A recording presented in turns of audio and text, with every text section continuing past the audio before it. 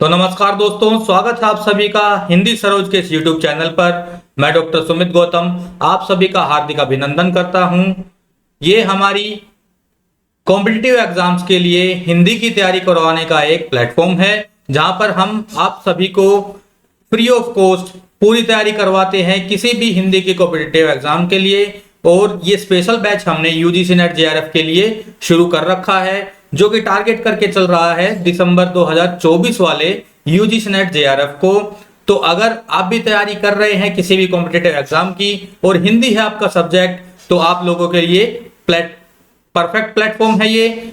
तो हमसे जुड़िए, हमें देखिए, पूरा सिलेबस आप लोगों को एकदम फ्री में करवाया जाएगा। यहाँ पर सब्सक्राइब कीजिए चैनल को। ये यूनिट 2 है, हिंदी साहित्य का इतिहास, जो कि यूजीसी नेट जेआरएफ के सिलेबस में लगा हुआ है। इसमें हम तुलसीदास के बारे में पढ़ रहे थे भक्ति काल के अंतर्गत। ये तुलसीदास की 2 क्लासेस पहले हो चुकी हैं दोस्तों, वो आप जाकर प्लेलिस्ट में देख सकते हैं। ये तीसरी क्लास है और अंतिम क्लास है तुलसीदास जी के बारे में। तो आइए शुरू करते हैं आज की क्लास शुरू करने से पहले मैं आप लोगों को दिखा देता हूं, ये प्लेलिस्ट यूनिट 2 की हिंदी साहित्य का इतिहास के नाम से बनी हुई है। और इसमें अभी तक हुई जितनी भी क्लासें हैं वो सारी अपलोडेड हैं, पूरी अपडेटेड है ये प्लेलिस्ट। तो आप चैनल में जाइए, प्लेलिस्ट खोल के इसको देखिए और पहली से लेके 21वीं क्लास तक इसको देखिए और अपनी तैयारी को पक्का कर लीजिए। एकदम अपना सीट जो है वो सुरक्षित कर लीजिए दोस्तों। इस प्रकार का इंटरफेस आपको दिखाई देगा, वहां पर सारी क्लासेस उसमें अपलोडेड हैं, तो अवश्य चेक इन कीजिए। आइए शुरू करते हैं आज की क्लास।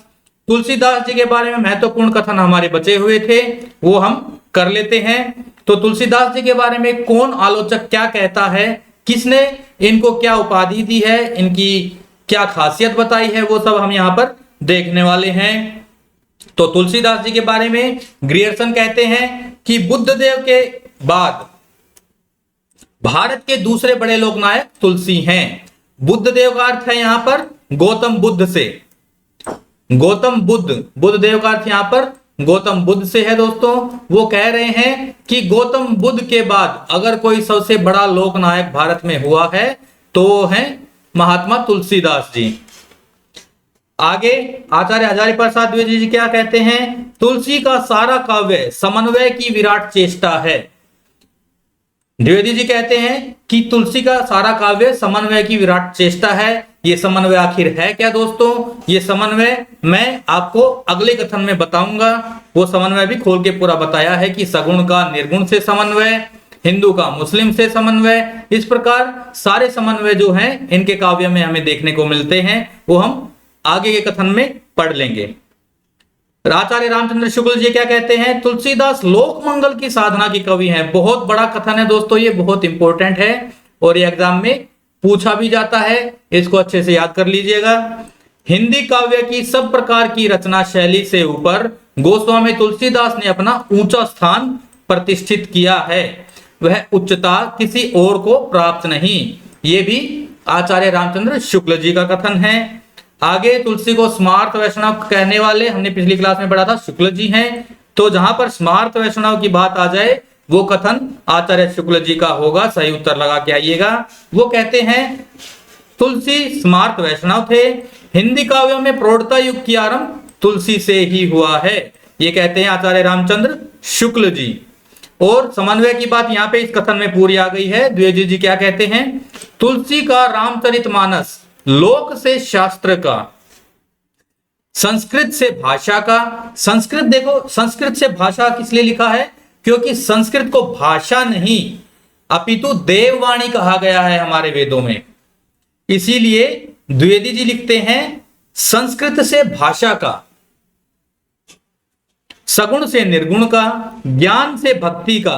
ये ज्ञान से भक्ति का क्या समन्वय बताया है, ज्ञानाश्रयी शाखा और सगुण भक्ति का व्यवधारा, इनका इन्होंने डिफरेंस बताया है यहां पर। क्या, ज्ञान से भक्ति का, शैव से वैष्णव का, दोनों मतों में बहुत अंतर पाया जाता है, इसलिए इनका भी समन्वय दर्शा रहे हैं। ब्राह्मण से शूद्र का, पंडित से मूर्ख का, गृहस्थ से वैराग्य का समन्वय है, ऐसा कह रहे हैं हमारे आचार्य हजारी प्रसाद द्विवेदी जी। तो ये भी बहुत महत्वपूर्ण कथन है दोस्तों, इसको भी अच्छे से याद करके जाइएगा। उस युग में किसी को तुलसी के समान सूक्ष्मदर्शिनी और सारग्राहिणी दृष्टि नहीं मिली थी। दृष्टि के बारे में कौन कह रहे हैं? द्विवेदी जी। द से दृष्टि, द से द्विवेदी जी, आसानी से कथन याद हो सकता है। इनकी भक्ति सर्वांग पूर्ण है, जो ज्ञान व कर्म को साथ लेकर चलती है। बहुत बड़े प्रशंसक हैं शुक्ल जी तुलसीदास जी के, और हो क्यों ना हो, इतने बड़े महाकवि जो हुए हैं, रामचरितमानस जैसे काव्य की, महाकाव्य की उन्होंने रचना की है। तो मैंने नहीं देखा है आज तक कोई भी आलोचक जो है वो तुलसी के बारे में कोई एक शब्द भी और नेगेटिव बोल सका हो। तो ये आचार्य शुक्ल जी का कथन है।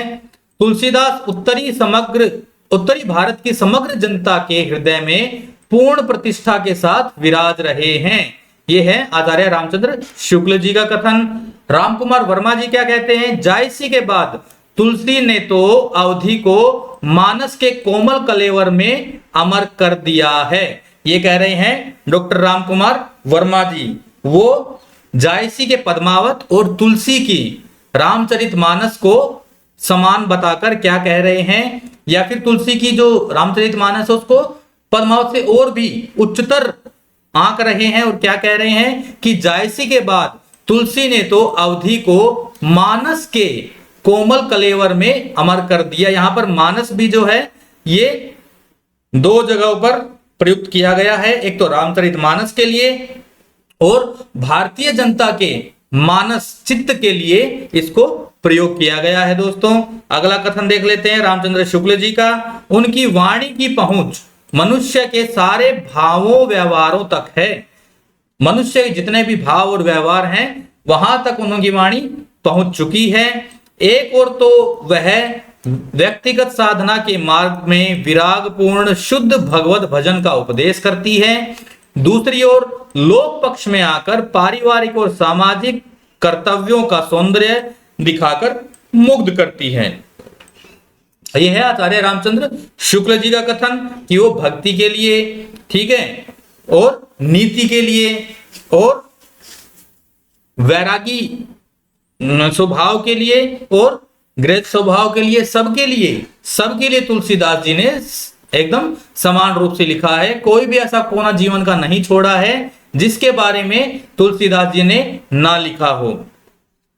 यह एक कवि ही हिंदी को प्रौढ़ साहित्यिक भाषा सिद्ध करने के लिए काफी है। ये कहते हैं आचार्य रामचंद्र शुक्ल जी। बहुत इंपॉर्टेंट है ये। या तो कथन पूछ लेगा कि किसका है, या फिर ये पूछ लेगा कि किसके बारे में कहा है आचार्य शुक्ल जी ने। आगे एक पंक्तियां हैं तुलसीदास जी के बारे में। राम नाम जस बरनी के भयो चाहत अब मोन, तुलसी के मुख दीजिए तुलसी ही अब ही तुलसी सोन, तुलसी के मुख दीजिए अब ही तुलसी सोन। ये उनके बहुत ही घनिष्ठ मित्र होते थे कैलाश कवि जी। तो उनके निधन के बाद कैलाश कवि जी ने तुलसी के बारे में ये पंक्तियां लिखी हैं कि राम नाम का यशगान करने के बाद अब यह मौन हो गया है, इनका निधन हो गया है। तुलसी के मुख दीजिए अब ही तुलसी सोन, तुलसी का पत्ता जो मुख के अंदर डालते हैं वो तुलसी के मुंह में डालिए, क्योंकि अब तुलसी जी सो गए हैं। ऐसा कह रहे हैं उनके कवि मित्र कैलाश कवि। आगे चतुर्सेन शास्त्री जी का बहुत ही छोटा और बहुत ही महत्वपूर्ण कथन है, इसको मोस्ट इंपोर्टेंट लगा लीजिएगा कि तुलसी धर्म ध्वज हैं। तुलसी धर्म ध्वज हैं, ये याद रखना हमें चतुर्सेन शास्त्री जी का है। कली कुटिल जीव विस्तार हित वाल्मीकि तुलसी भयो, ये नाभादास जी कहते हैं भक्तमाल में, इसे याद रखिएगा। इसमें वाल्मीकि और तुलसी दोनों का उन्होंने बड़ाई किया है। भिखारी दास जी बहुत ही महत्वपूर्ण पंक्तियां हैं और बहुत ही आसान पंक्तियां हैं, कई बार हम पढ़ भी चुके हैं इनको। सूर सूर तुलसी शशि उडगन के सवदास, अब के कवि खद्योत सम जह तह करत प्रकाश, अब के कवि खद्योत सम जह तह करत प्रकाश। रांगे राघव जी क्या कहते हैं? राम नाम के प्रताप से जूठन बीन कर खाने वाला तुलसी। इसको इस प्रकार पूछा जा सकता है कि तुलसीदास को जूठन बीन कर खाने वाला किस आलोचक ने कहा है? तो वो है रांगे राघव जी। आगे एक कथन विश्वनाथ प्रसाद जी का भी मुझे बहुत इंपॉर्टेंट लगा, इसलिए वो भी मैंने इसमें लगा दिया है। तुलसी संभवतः हिंदी के प्रथम मर्यादावादी कवि हैं। प्रथम मर्यादावादी कवि कहने वाले विश्वनाथ प्रसाद मिश्र जी हैं, जिनकी मान्यताएं भारतीय संस्कृति के आदर्श के अनुरूप हैं। आचार्य विश्वनाथ प्रसाद मिश्र जी का ये एक कथन है और अति महत्वपूर्ण कथन है, इसे याद रखना है। आगे बढ़ते हैं। ये होते हैं कथन पूरे तुलसीदास जी के बारे में। जितने मुख्य कथन थे किसी भी आलोचक ने इनके लिए कहे हैं, वो कथन मैंने आप लोगों के करवा दिए हैं। इनको साथ साथ में नोट करते हुए चलिए और 2-3 बार पढ़ लीजिएगा, याद हो जाएंगे। अभी हम गोस्वामी तुलसीदास जी की अलग अलग रचनाओं से उनकी जो मुख्य पंक्तियां हैं वो हम करने वाले हैं। तो आइए इनको देख लेते हैं। गोस्वामी तुलसीदास जी की पंक्तियां हैं ये दोहावली से। ही निर्गुण नैनन ही सगुन रसना राम सुनाम, मनहु परट संपुट लसत तुलसी ललित ललाम। एक भरोसे एक बल एक आस विश्वास, एक राम घन श्याम हित ताच चातक तुलसीदास। साखी सबदी दोहरा कही किहनी उपखान, भक्ति निरूप ही भक्त कली निंद ही वेद पुराण। का भाखा का संस्कृत का भाखा का संस्कृत, प्रेम चाहिए साचू। का जुआवे कामारी का ले करे कमाचू। कह तो ही लाग ही राम प्रिय, कह तू प्रभु प्रिय हो ही। दुहि मह रुचै जो सुगम सोई, की बे तुलसी तो ही। ये जो है ये दोहावली से पंक्तियां हैं। इसमें जो है मोस्ट इंपोर्टेंट मैं बता देता हूं, ये निर्गुण वाली है। एक भरोसो एक बल, ये भी बहुत इंपॉर्टेंट है। साखी सबदी दोहरा, ये भी बहुत इंपॉर्टेंट है। का भाखा का संस्कृत प्रेम, ये भी इंपॉर्टेंट है। ये सारी ही इंपॉर्टेंट है दोस्तों, बहुत ही इंपॉर्टेंट पंक्तियां हैं ये। इनको लिख लीजिए, 2-4 बार रिवाइज कर लीजिए, याद हो जाएंगे। और बहुत ज्यादा इंपॉर्टेंट ये पंक्तियां हैं। कवितावली से देख लेते हैं। कवितावली से ये तो मोस्ट इंपॉर्टेंट पंक्ति है, कई बार हम पढ़ चुके हैं। गोरख जगायो जोग भक्ति भगायो लोग, ये मोस्ट इंपॉर्टेंट पंक्ति, और ये दिखाया हुआ है कि दिसंबर में नेट में 2011 वाले में आई भी हुई है। आगे ये बहुत मशहूर जो पंक्तियां हैं, तुलसी जी अपने आप को क्या कहते हैं, लोग उनके बारे में क्या कहते हैं, उनसे ही ग्रहण करके तुलसी जी ने अपने बारे में क्या लिखा है। धूत कहो अवधूत कहो, रजपूत कहो जुलाहा कहो कोई। काहू की बेटी सो बेटा न ब्याहब, काहू की जाति बिगाड़ न सोई। तुलसी सरनाम गुलाम राम को, जाको रुचै सो कह कछु ओऊ। मांग के खाए वो मसीत को सोई वो, ले वो न एक न देव को दो। ये जो है बहुत इंपॉर्टेंट पंक्तियां हैं तुलसीदास जी की। क्या कहते हैं वो, चाहे धूत कहो, चाहे अवधूत कहो, चाहे रजपूत कहो, चाहे जुलाहा कहो, मुझे इनमें से कुछ भी कहो, किसी की बेटी से बेटा नहीं ब्याहना है। ठीक है कि मुझे आप किसी भी जात से पुकारो, मुझे क्या अपने बेटे की शादी किसी से करनी है, किसी की बेटी से। तुलसी सरनाम गुलाम है, तुलसी जो है वो राम का गुलाम है। और जाको रुचै सो कोहू कछु ओऊ, जिसको अच्छा लगता है वो मेरे साथ में होले।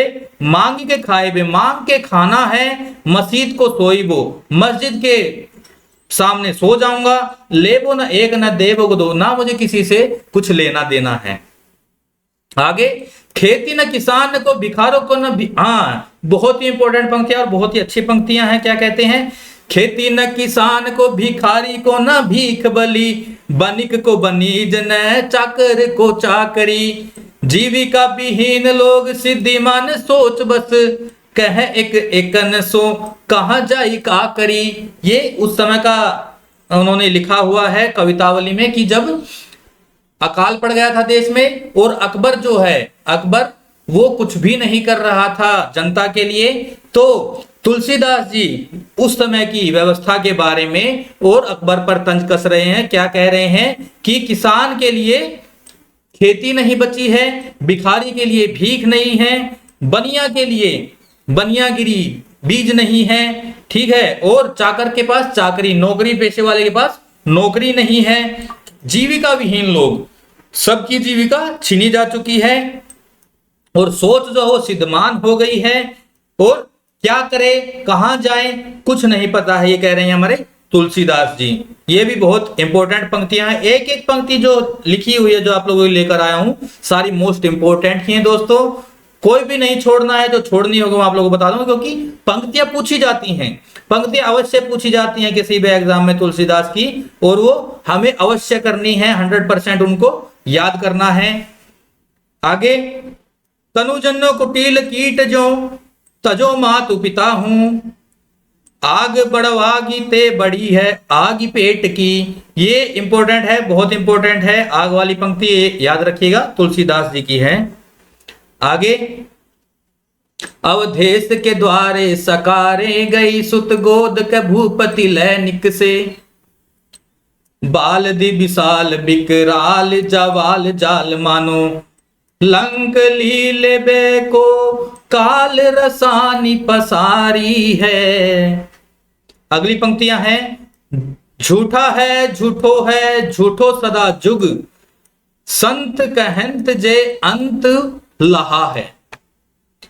अगली पंक्ति, मातु पिता जग जाय तजो विधि हून लिखी कछु भाल भलाई। अगली पंक्तियां हैं, लालची ललाट बिललाट द्वार द्वार दीन, बदन मलिन मन मिटन बिसुरना, राम को रूप निहारत जान की कंकन के नग की परछाही। ये वाली पंक्ति जो है मोस्ट इंपोर्टेंट है, ये देकर पूछ सकता है कि ये तुलसीदास जी की किस रचना से है।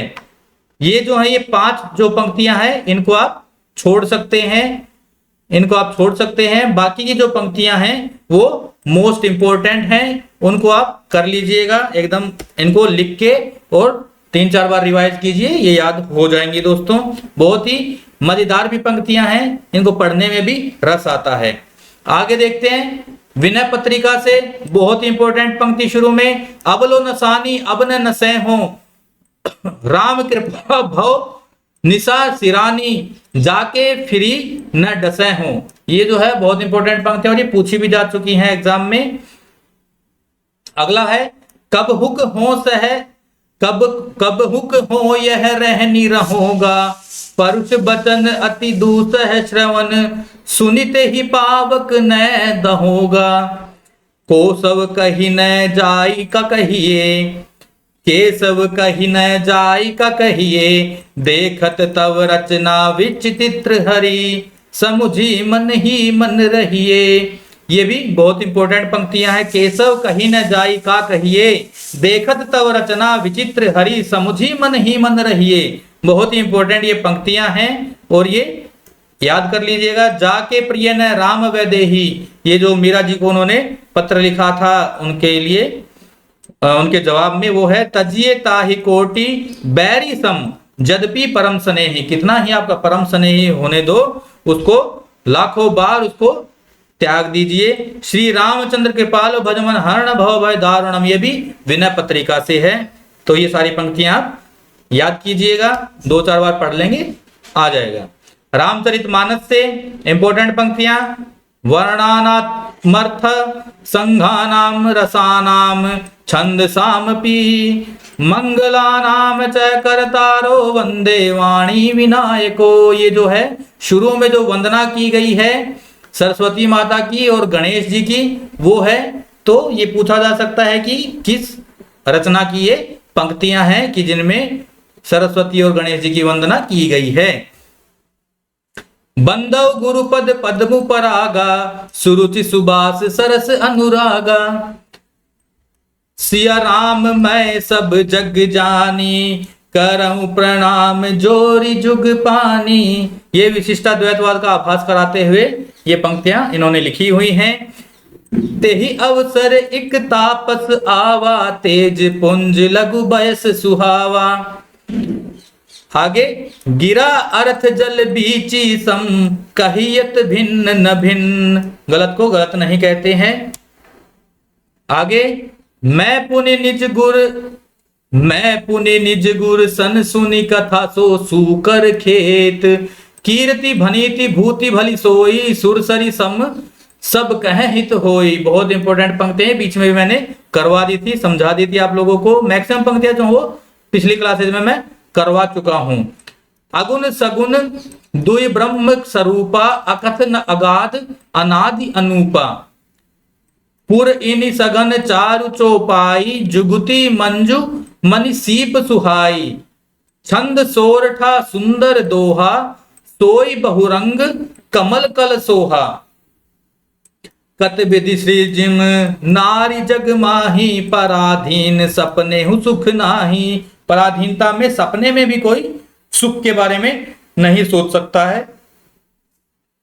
भक्ति ही ज्ञान ही नहीं कछु भेदा, उभय हर ही भव संभव खेदा। भक्ति और ज्ञान में, जो ज्ञान से ईश्वर को प्राप्त करना चाहता है और एक वह जो भक्ति से ईश्वर को प्राप्त करना चाहता है, दोनों में कोई फर्क नहीं है। रास्ते अलग अलग हैं, मंजिल एक है, ये कहना चाहते हैं तुलसीदास जी। ढोल गवार शूद्र पशु नारी सकल ताड़ना के अधिकारी, बहुत ही फेमस हो चुका है ये, अभी सोशल मीडिया पे बहुत फेमस हो गया था बीच में, इसको भी याद रखना। वर्णाश्रम निज निज धर्म निरत वेद पथ लोग, चल ही सदा पाव ही सुख, नहीं भय शोक न रोग। ये भी विधि हुनय नारी हृदय अति जानी।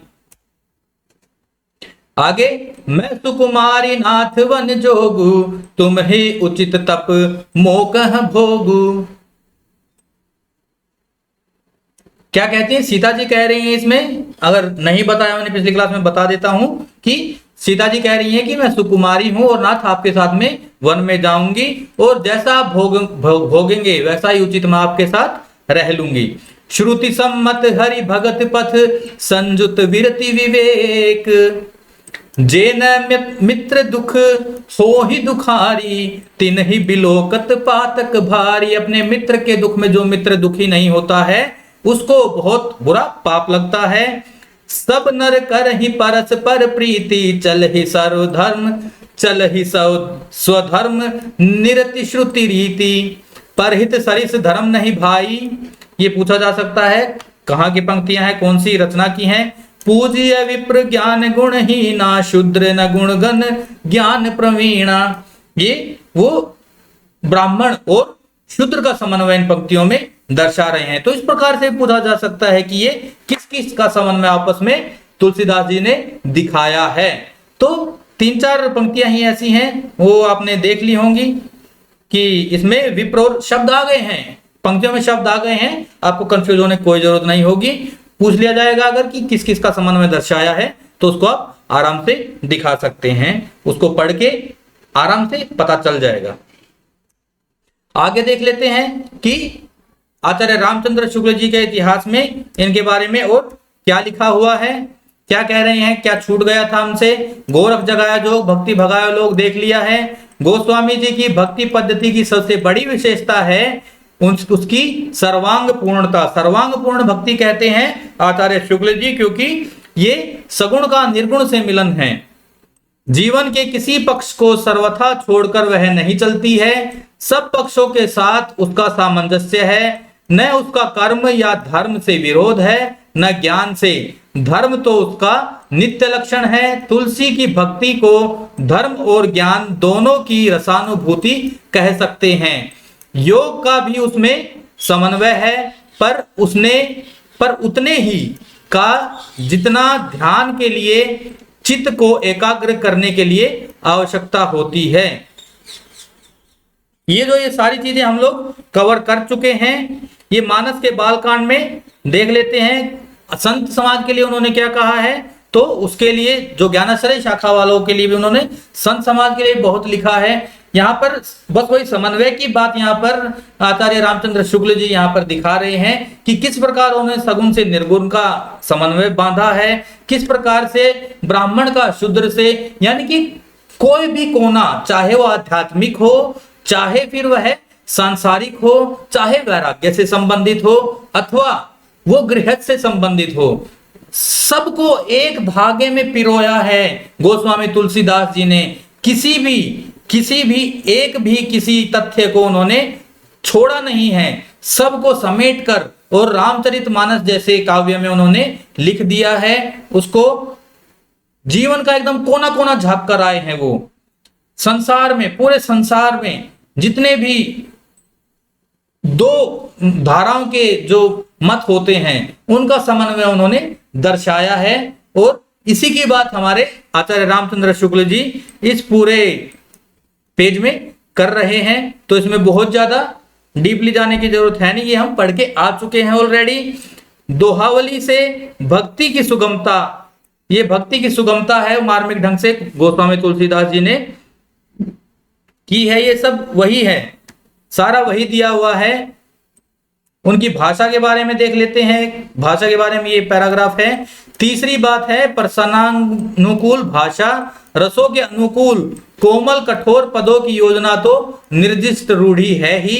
उसके अतिरिक्त गोस्वामी जी ने इस बात का भी ध्यान रखा है कि किस स्थल पर विद्वानों या शिक्षितों की संस्कृत मिश्रित भाषा रखनी चाहिए और किस स्थल पर ठेठ बोली। घरेलू प्रसंग समझकर केकई और मंथरा के संवाद में उन्होंने ठेठ बोली और स्त्रियों के विशेष चलते प्रयोगों का व्यवहार उन्होंने किया है। अनुप्रास की और प्रवृत्ति तो सब रचनाओं के स्पष्ट लक्षित होती है। श्रृंगार रस और शिष्ट मर्यादा के भीतर उन्होंने व्यंजक वर्णन किया है, जो कि हमें मानस के अंदर बहुत ही आसानी से हमें दिखाई देता है। तो इसमें कुछ खास इतना है नहीं, एग्जाम की दृष्टि से कोई बहुत इंपॉर्टेंट बात इसमें है नहीं जो पूछी जा सकती है। मैंने इसको पढ़ा था, लेकिन आप लोगों के लिए मैं इसको इसलिए लेकर आया हूं क्योंकि हम हर क्लास में ये करते ही हैं। आचार्य रामचंद्र शुक्ल जी के जो इतिहास है उससे भी हम कुछ ना कुछ सीखते हैं, क्योंकि हो सकता है कि हमने जो नोट्स बनाए हैं, आप लोगों के लिए जो मैटर मैंने इकट्ठा किया, उसमें कुछ ना कुछ ऐसा इंपॉर्टेंट छूट गया हो जो कि आपके एग्जाम में आ सकता है। इसलिए मैं आप लोगों के लिए ये अवश्य लेकर आता हूं। ये भी सब हम ये वाली लाइन भी देख चुके हैं हम। सुधा सुरा सम साधु असाधु जनक एक जग जलधि अगाधु। ये भी कोई इंपॉर्टेंट है नहीं। यहाँ पर सर्वांगपूर्ण भक्ति की वो बात कर रहे हैं, पूरा वही है, इसमें कोई इंपॉर्टेंट इसमें है नहीं। हाँ, एक बरवे नाय का भेद यहां से, हाँ ये मुझे कुछ इंपॉर्टेंट लगा था। कुछ ग्रंथों के निर्माण के संबंध में जनश्रुतियां जो हैं, जनश्रुतियां मैं आप लोगों को बता देता हूं। कुछ ग्रंथों के निर्माण को लेकर ये मैंने आप लोगों को तब भी बताया था जब हमने उन ग्रंथों के बारे में पढ़ा था, जैसे अपना ये पार्वती मंगल है, जानकी मंगल है, बरवे रामायण है। तो जिस भी रचना के पीछे कोई जनश्रुति जुड़ी हुई है मैंने उस समय पे आप लोगों को करवा दी है। लेकिन आचार्य रामचंद्र शुक्ल जी का क्या मत है इनके बारे में वो एक बार देख लेते हैं, पढ़ लेते हैं। इनके पीछे जनश्रुतियां प्रसिद्ध हैं जिनका उल्लेख यहां भी आवश्यक है। कहते हैं कि बरवा रामायण यानी बरवे रामायण गोस्वामी जी ने अपने स्नेही मित्र अब्दुल रहीम खान खाना के कहने पर उनके बरवों की भांति देखकर बनाया है। ये देखिए यहां पर अब्दुल रहीम खान खाना लिखा हुआ है, लेकिन बहुत जगह पर रहीमदास मिलता है हमें। दोनों एक ही है, रहीमदास और अब्दुल रहीम खान खाना एक ही है, इसमें कंफ्यूज नहीं होना है। तो उनके कहने पर उन्होंने ये लिखी है। कृष्ण गीतावली वृंदावन की यात्रा के अवसर पर बनी की कहानी है। पर बाबा बेनी माधव दास जो है वो गोसाई चरित में ये लिखते हैं कि राम गीतावली और कृष्ण गीतावली दोनों ग्रंथ चित्रकूट में उस समय के कुछ पीछे लिखे हुए हैं जब सूरदास उनसे मिलने वहां आए थे। कृष्ण गीतावली के बारे में यह प्रचलित है कि वो जो है सूरदास के कहने पर उन्होंने लिखी है। लेकिन बेनी माधव दास जी ये कहते हैं मूल गोसाई चरित में कि ये पता चलता है कि सूरदास से मिलने से कुछ समय पीछे ही, कुछ समय पहले ही इनकी रचना सूरदास माफ कीजिएगा गोस्वामी तुलसीदास जी चित्रकूट में कर चुके थे। माफ कीजिएगा। तो इस प्रकार का क्वेश्चन आने नहीं वाला है, क्योंकि यहां पर आलोचकों में बहुत मतभेद हैं, इसलिए ये वाला क्वेश्चन नहीं आएगा कि संगीतावली की रचना, और आता है और ऑप्शन देता है वो तो सूरदास लगाकर आ जाइएगा, वो ठीक होगा। गोस्वामी जी के एक मित्र पंडित गंगाराम ज्योतिषी काशी के प्रहलाद घाट पर रहते थे। रामाज्ञा प्रश्न उन्हीं के अनुरोध से बना माना जाता है। ये ठीक है। हनुमान बाहुक से तो प्रत्यक्ष है कि वह बाहुओं के असह्य पीड़ा उठने के समय रचा गया था। विनय पत्रिका के बनने का कारण यह कहा जाता है कि जब गोस्वामी जी ने काशी में राम भक्ति की गहरी धूम मचाई, तब एक दिन कलिकाल तुलसीदास जी के प्रत्यक्ष आकर धमकाने लगा और उन्होंने राम के दरबार में रखने के लिए यह पत्रिका या अर्जी लिखी। तो कलयुग के कहने पर कौन सी रचना रची गई थी? विनय पत्रिका, ये याद रखिएगा। आगे सर्वांगपूर्ण काव्य कुशलता के बारे में बताया है, ये हम देख चुके हैं पहले ही।